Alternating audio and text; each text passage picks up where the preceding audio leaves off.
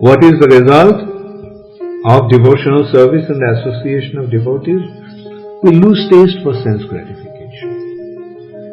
Losing taste for sense gratification means, what is the meaning of losing taste for sense gratification? Means becoming free from material bondage. Desire for sense gratification is the cause of our material bondage.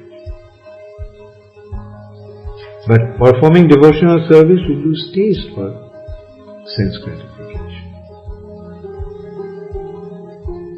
And how does it happen? It happens paraṁ dṛiṣhṭvā, by getting the higher taste. We render devotional service and we get the taste of devotional service.